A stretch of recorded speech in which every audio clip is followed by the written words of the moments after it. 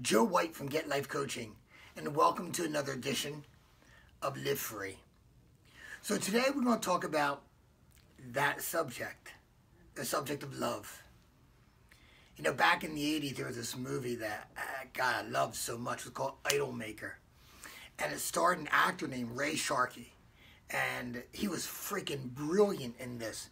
And he played this music executive manager. It's loosely based upon Frankie Valli and Fabian. And he managed these two young kids, and he over-controls, he wrecks their careers, wrecks his relationship. At the very end, he loses everything, and he started to not write songs for other people, but write songs for himself, because he loved the expression of how it felt to sing and to connect. And at the very end, he says this quote before he plays this song. And I think we all can relate to it, right? The topic, the quote was something like, love is something I know the most about and the least about. And I think we all find ourselves in that category, right? I mean, love, our relationship, right? That relationship, whether you're in a relationship, you're in a relationship that you wish you weren't in, you wish that relationship was better, you want to find that relationship. Relationships play such an integral part of who we are. I mean, it magnifies the human experience. When we feel great in our relationship, we feel great. Come on, when we feel in love, everything goes right. And when love is crashed and burned, it knocks us down. And sometimes it creates the most heaviest weight on us. So I wanted to share a little bit about this subject called love, right? And this thing about relationships. Because I've worked at this point with 26,000 people. We're into our 18th year. And so many times, personal issues are a reflection of what's happening or what's not happening in our romantic, intimate relationship. And if you're not in a relationship, don't turn this off, because the information we'll share with you is powerful across the boards. And I believe beyond a shadow of a doubt that you will find value no matter where you are in your status. Because nothing will rip us open, right? Make us look at our deepest parts, our darkest parts, our parts that we're most afraid of examining. Nothing can bring the best out of us or the worst out of us, right? In relationships. But there's some myths that surrounds when we go into relationships, right? And the big one I gotta get on the table is that we believe that relationships, we go into them to get our needs met. I mean, logically, it sounds right. Because, you know, we have these expectations, we want our needs met, we want to feel this way, and on the surface, it sounds correct. But actually, it's a furthest thing from the truth. See, we go into relationships to meet our partner's needs. See, when you think about it, our needs are our responsibility, right? We got to learn how to meet our own emotional needs. If not, then we're running around trying to fill ourselves with all this crap, right? Because we've all done this. Whether we felt insignificant or disconnected or unloved or insecure, and we find all these things to fill ourselves up with: cars and houses and money and fame and things and Facebook statuses and friends, all that stuff. But at the end, we feel empty at the end. Or we hit a point and we go, wow, I feel so disconnected. Or we feel in the moment, but it's not sustainable. Come on, we live in a world where this list will never die. I mean, think of all the people that we've lost, right? Actors and friends and family who had external things, but they're missing it in here. Whether it was Jazz Joplin, Kurt Cobain, Elvis Presley, George Michael, right? That list just goes on and on and on. See, our needs to get met internally is our responsibility. So we fill ourselves up, and then we go into a relationship to meet our partner's needs.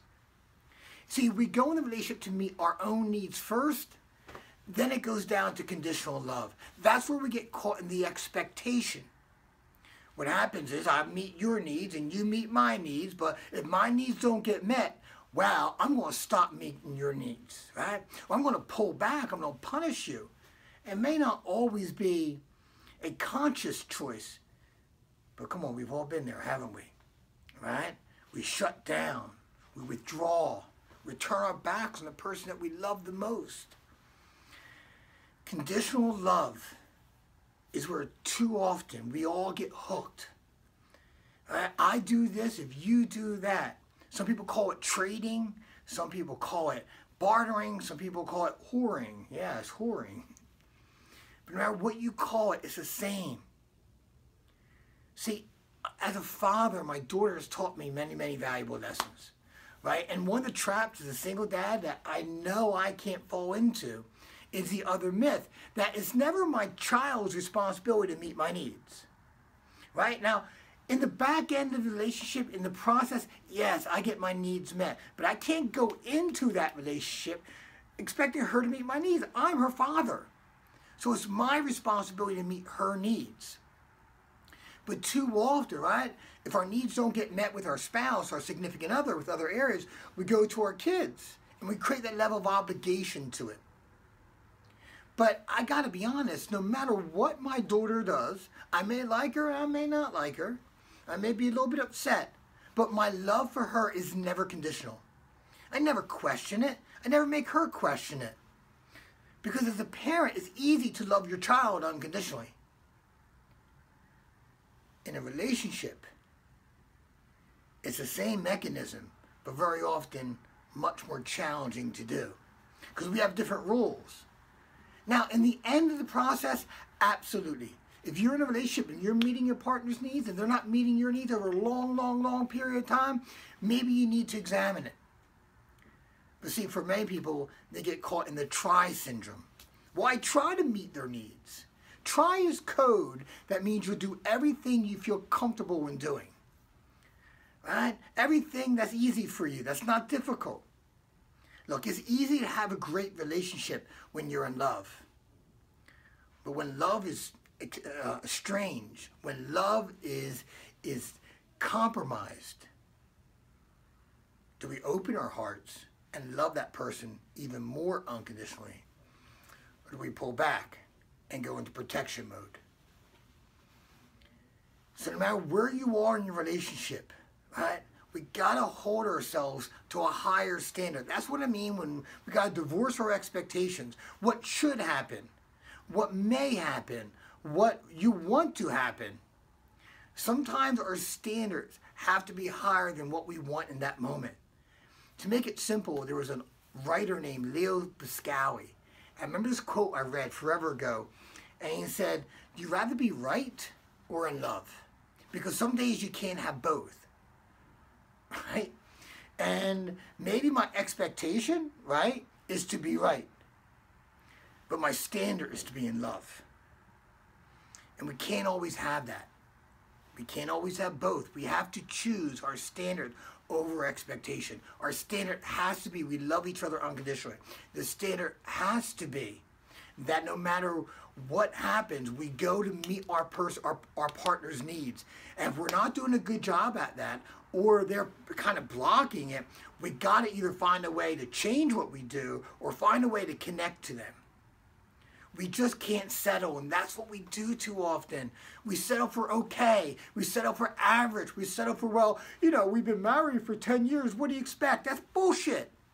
Right? A quality relationship has nothing to do about the time. The quality of sex has nothing to do with the time together. That's just the crazy-ass stories that we create so we can feel more comfortable in not having what we want.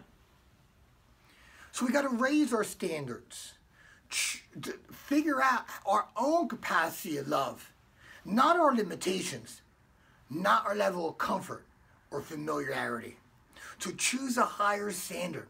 Is it easy? No. But nothing, like I said earlier, nothing in life will cause you to grow more than the challenges that a relationship will bring to you.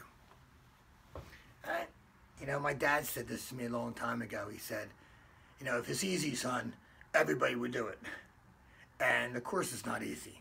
It's easy to settle. It's easy to end. It's easy to run away, right? It's easy to say, well, we're not a team fit.